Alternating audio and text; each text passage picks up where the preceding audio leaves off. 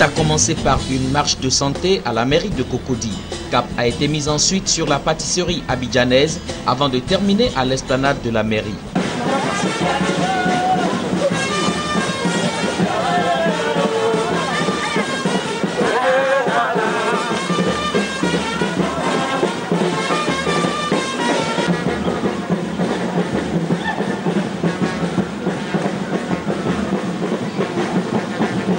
À Abidjan, la journée mondiale de la sensibilisation sur l'autisme a permis de mettre en lumière les difficultés rencontrées par les parents d'enfants autistes, psychiatres, pédopsychiatres, psychologues et médecins. L'objectif est de faire connaître ce handicap longtemps resté sous silence. Souvent, on procédait à cette marche pour montrer à la population qu'on peut faire quelque chose avec un enfant autiste. Ce n'est pas une fin en soi. Il ne faudrait pas que les parents en fassent un blocage. C'est un enfant comme tout autre. Mais il a besoin d'une attention, il a besoin d'un suivi particulier. Parce que chez un enfant autiste, il est structuré. C'est-à-dire qu'il a besoin d'un emploi du temps bien défini, avec des images qui vont l'aider à pouvoir s'épanouir, à pouvoir se développer. L'état physique de ces enfants, hommes à part entière, en appelle à la clémence des uns et des autres pour un monde de paix et d'amour, comme le témoignent ses poèmes et prestations artistiques.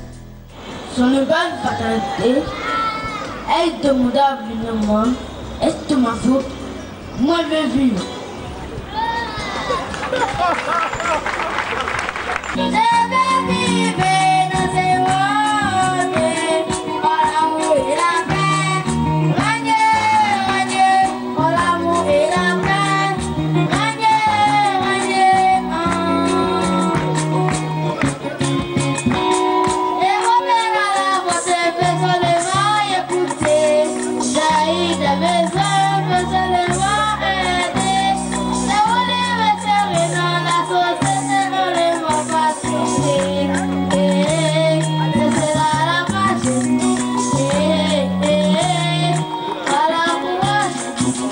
Le premier magistrat de la commune de Cocody n'est pas resté insensible aux cris de cœur de ses enfants atteints d'autisme. Ngoa Aka Mathias est venu lui-même les rassurer du soutien de son conseil. Au-delà de la mairie, le soutien de tous est attendu pour une prise en compte des enfants autistes. Je vais les soutenir personnellement, physiquement, faire le parcours avec eux pour dire que nous sommes d'accord avec eux et les encourager à continuer, et nous ferons en sorte de trouver quelques appuis pour les aider. Si on ne peut pas parrainer un enfant, il faut apporter des jeux d'éveil. Par exemple, si nos enfants n'en ont plus besoin, on peut le lui offrir.